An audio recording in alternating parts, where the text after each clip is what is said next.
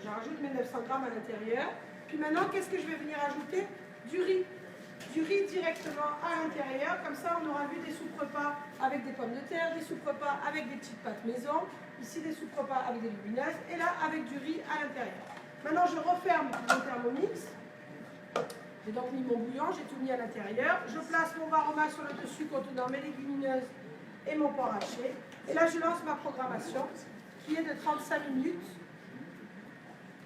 Quelle température?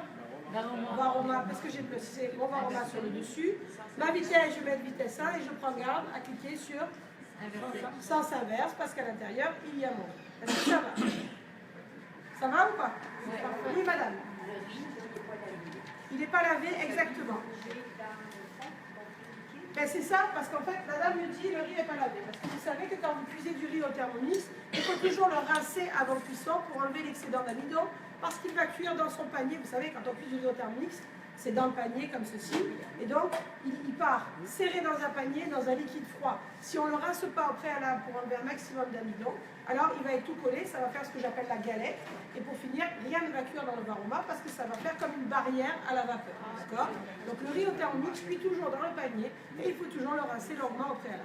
Là, on le fait cuire dans une soupe en petite quantité, puisque j'ai quelque chose comme 100 grammes pour 2 litres de liquide. Puis il va se promener, il va relâcher juste ce qu'il faut d'amidon pour quoi faire? Épaissir ma soupe, tout comme mes petites pâtes ici, ou tout comme mes pommes de terre là. D'accord? Ce qu'il y a par contre d'important, c'est que dans la fiche recette, vous le voyez, je vous recommande d'utiliser du riz à l'étuvée.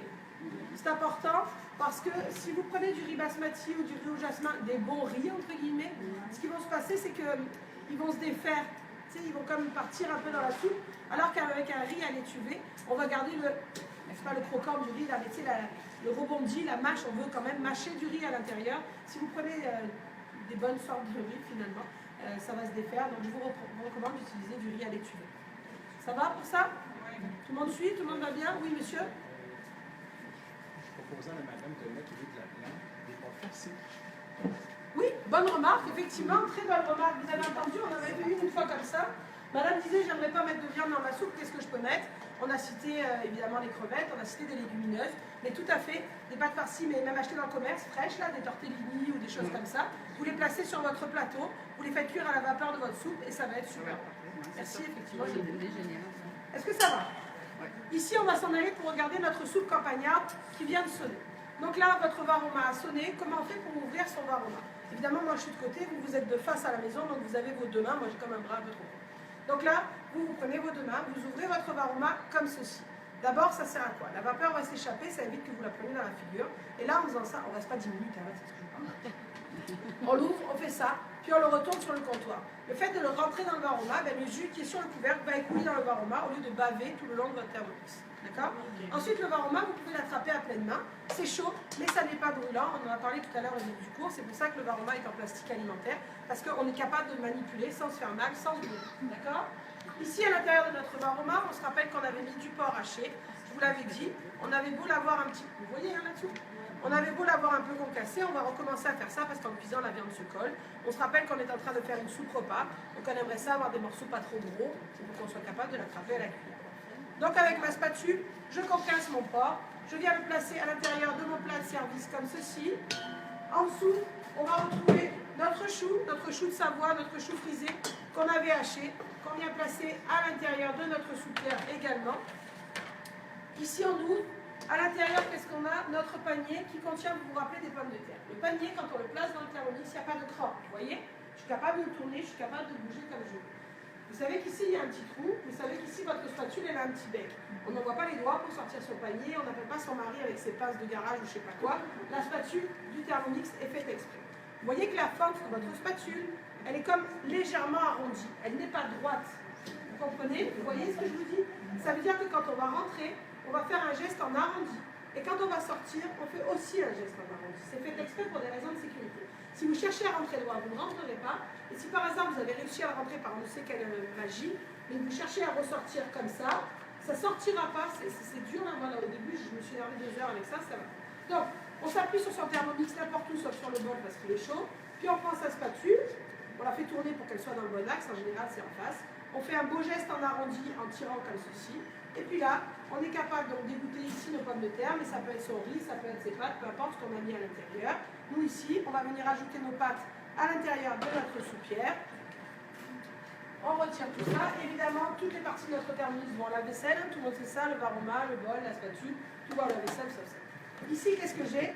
Mon bol contenant mon bon bouillon de légumes avec donc du bacon, qu'est-ce qu'il y avait là-dedans? Des carottes, du céleri, des poireaux, comme ceci à l'intérieur. Et là, regardez-moi cette affaire, vous voyez là-dessous?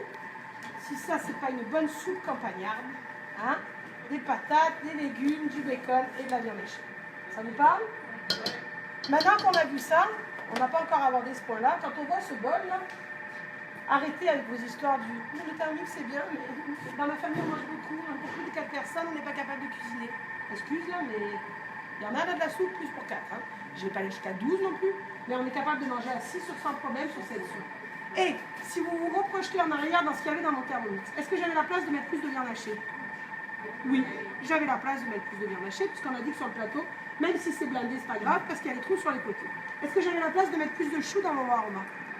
Oui, du moment que je laisse ma petite cheminée.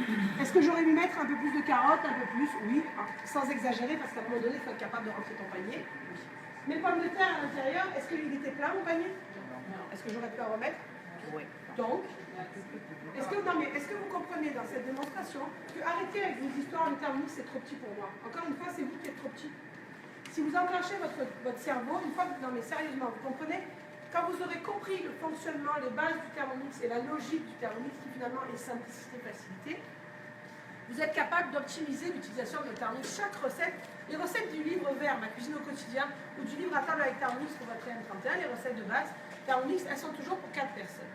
Mais pour ceux qui en ont déjà essayé, vous ne direz pas le contraire qu'il y a souvent beaucoup de sauce. Ça veut dire que la recette, vous pouvez rajouter du poulet, vous pouvez rajouter des légumes et lancer la même recette et vous aurez assez pour 6 personnes. Toutes les recettes des livres à 6 sont des capables. On aurait pu monter un petit peu plus en bouillon. Un petit peu plus, mais pas non plus énorme. Mais quand même, elle est pas mal liquide, donc même en rajoutant du poulet, on aurait eu une belle soupe comme ça.